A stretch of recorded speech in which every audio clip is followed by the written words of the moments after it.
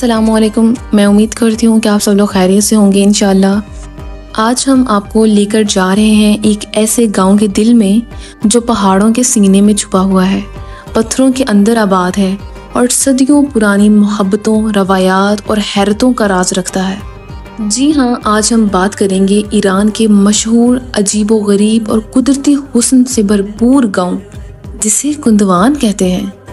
इस वीडियो में हम जानेंगे कि कुंदवान गांव आखिर कहाँ वाक़या है, यहाँ के लोग कैसे घरों में रहते हैं, यहाँ के लोग आखिर खाते क्या हैं, उनका लिबास कैसा होता है, यहाँ शादियाँ कैसी होती हैं और सबसे दिलचस्प बात, सदियों पुराना तर्ज ज़िंदगी आज भी यहाँ क्यों ज़िंदा है।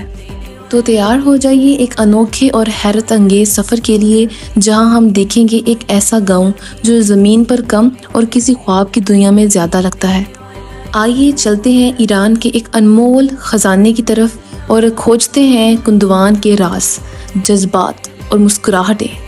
कुंदवान ईरान के शमाल मगरब में सूबे मशरकी अज़रबैजान में वाक़या है।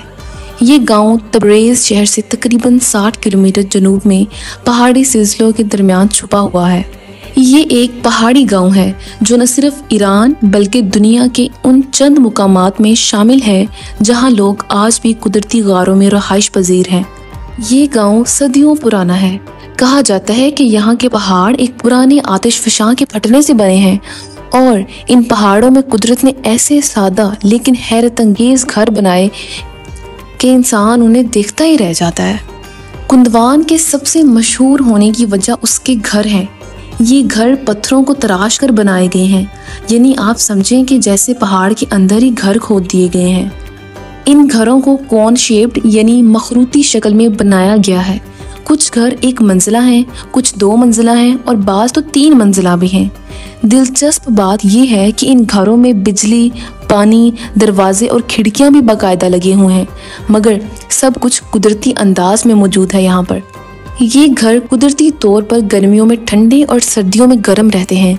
यूं लगता है जैसे कुदरत ने एयर कंडीशनिंग का बंदोबस्त कर दिया हो। यहाँ के लोग नहायत सादा मगर खालिस गज़ा खाते हैं। मुकामी खानों में शामिल है मुकामी नान, रोटी जो तंदूर में पकाई जाती है, ताज़ा दही, पनीर और दूध। शहद भी मौजूद है यहाँ पे, जो पहाड़ों में पाई जाने वाली शहद की मक्खियों से हासिल किया जाता है। जड़ियों बूटियों वाली चाय होती है यहाँ पे, मौसमी सब्जियाँ पाई जाती हैं, देसी गोश्त होता है और ख़ास तौर पर खुश्क मेवाजात। यहाँ के लोग मेहमानों को शहद, नान और देसी पनीर पेश करते हैं, जो उनकी मोहब्बत और मेहमान नवाजी की इलामत है। कुंदवान में आज भी शादियां रवायती अंदाज में मनाई जाती हैं। शादी की तकरीबात पूरे गांव की खुशी का बाइस बनती है। दुल्हा और दुल्हन रवायती आज़री लिबास पहनते हैं। निकाह मस्जिद में होता है और बारात पूरे गांव में रवायती ढोल और रक्स के साथ निकाली जाती है। ख़वातीन घरों में मुकामी पकवान बनाती हैं, जैसे पुलाव हो गया, गोश्त के सालन हो गए और मीठे में ज़ाफ़रानी शरबत, हलवा और दीगर रवायती मिठाइयाँ। यहाँ की शादियाँ फजूल खर्ची से पाक होती हैं और मोहब्बत से भरपूर होती हैं। यहाँ पर सदियों पुराना तर्ज ज़िंदगी आज भी मौजूद है। लेकिन क्यों मौजूद है, क्यों ज़िंदा है आखिर? ये सवाल सबसे दिलचस्प सवाल है। जब दुनिया डिजिटल हो चुकी है, स्मार्टफोन्स और स्मार्ट घरों में रहने लगी है, तो कुंदवान जैसा गाँव क्यों आज भी पुराने तर्ज पर कायम है? तो जवाब छुपा हुआ है उनकी सादगी में, कुदरत से कुर्बत में। यहाँ के लोग फितरत के साथ हम आहंग हैं। वो पहाड़ों, दरख्तों, पानी और ज़मीन से जुड़े हुए हैं। यहाँ पर कम टेक्नोलॉजी है और ज़्यादा इंसानियत है। यहाँ इंटरनेट की रफ्तार सुस्त है, लेकिन दिलों की रफ्तार यहाँ पर बहुत तेज़ है। लोग एक दूसरे से गुफ्तगू करते हैं, एक दूसरे को कहानियाँ सुनाते हैं, अच्छा टाइम स्पेंड करते हैं आपस में।